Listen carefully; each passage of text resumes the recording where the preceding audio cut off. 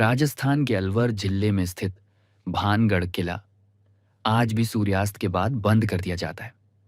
सरकारी तौर पर इसे एक ऐतिहासिक स्मारक माना जाता है, लेकिन स्थानीय लोग जानते हैं कि यह सिर्फ खंडहर नहीं, बल्कि एक ऐसा शहर है जो कभी खत्म ही नहीं हुआ। कहते हैं कि भानगढ़ को छोड़ा नहीं गया था, उसे शाप देकर समय के बाहर धकेल दिया गया था। इसी किले को देखने एक परिवार आता है। राघव, उसकी पत्नी नेहा और उनकी 17 साल की बेटी आरोही।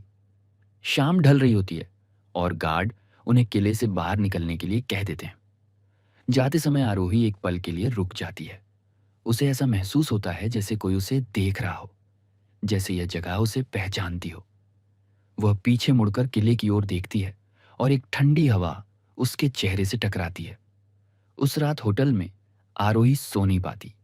जैसे ही वह आंखें बंद करती है, उसे सपने नहीं, यादें दिखाई देने लगती हैं। वह खुद को एक अलग रूप में देखती है, राजसी वस्त्रों में, महल के भीतर, और लोग उसे राजकुमारी कहकर बुला रहे होते हैं।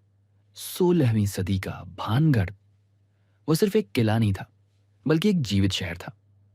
बाजारों में रौनक थी, महलों में संगीत गूंजता था, और हर शाम लोग महल की ओर देखते थे, क्योंकि वहां रहती थी राजकुमारी रत्नावती। वह केवल सुंदर नहीं थी, बल्कि बुद्धिमान और साहसी भी थी। वह अपने लोगों की बातें सुनती थी, उनकी समस्याएं समझती थी, और इसी वजह से लोग उसे सिर्फ राजकुमारी नहीं, बल्कि अपनी रानी मानते थे।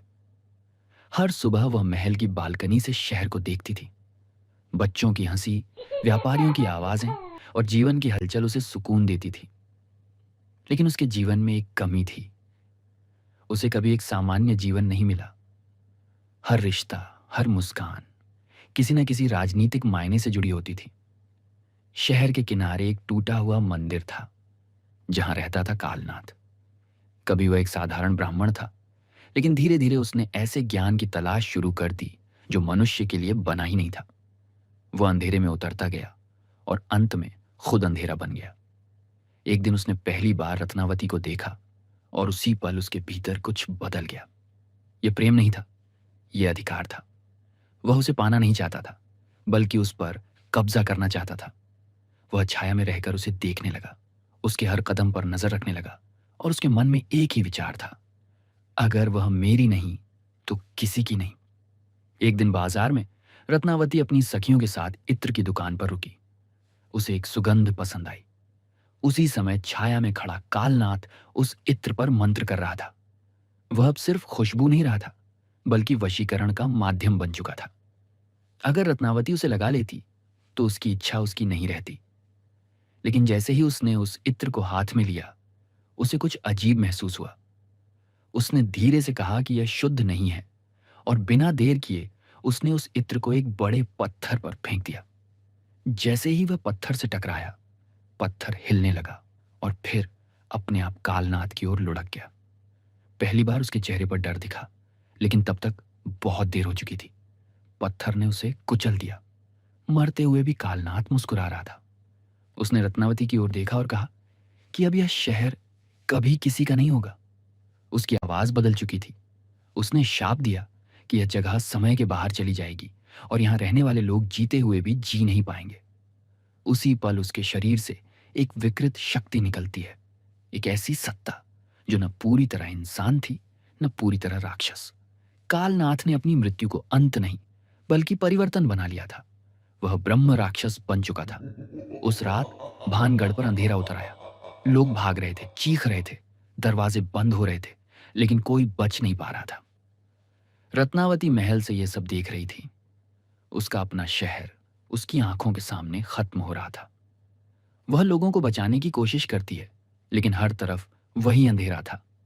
अंत में वह अकेली खड़ी रह जाती है, और उसके सामने ब्रह्म राक्षस आ खड़ा होता है। एक पल के लिए सब शांत हो जाता है। वह उसे पहचानता है और धीरे से कहता है कि वह वापस आएगी। रत्नावती अपनी आंखें बंद करती है और कहती है कि अगर वह वापस आई तो इस बार वह इसे खत्म करेगी। अगले ही पल सब कुछ समाप्त हो जाता है। आरोही अचानक नींद से जाग जाती है। उसकी सांसें तेज चल रही होती हैं। अब वह समझ चुकी होती है कि यह सपने नहीं थे, ये उसकी अपनी यादें थीं। वह धीमे से कहती है कि वह रत्नावती थी। नेहा डर जाती है और राघव उसे समझाने की कोशिश करता है, लेकिन तभी कमरे की लाइट्स झिलमिलाने लगती हैं। हवा ठंडी हो जाती है और एक आवाज गूंजती है, इस बार तुम वापस आ गई हो। आरोही के पीछे एक लंबा विकृत साया उभरता है। उसकी आंखें अंधेरे से भी काली थीं और उसका अस्तित्व ही भय पैदा कर रहा था। वह ब्रह्म राक्षस था। वह धीरे से कहता है कि इस बार वह बच नहीं पाएगी। आरोही वहीं खड़ी रह जाती है। उसकी आंखों में डर के साथ एक अजीब सी पहचान भी थी। अगली सुबह होटल का कमरा खाली मिलता है। राघव और नेहा दोनों गायब होते हैं। दरवाजा अंदर से बंद होता है और दीवार पर उंगलियों से लिखा होता है, भानगढ़ को छोड़ा नहीं जाता, वह बस तुम्हें वापस बुला लेता है।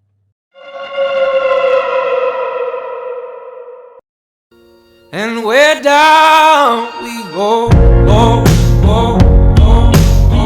Oh, where down we go, go, go, go, go. So where down we go, go, go, go. Way down we go. Oh, you let your feet run wild. Time has come as we all go down. Yeah, but for the folk who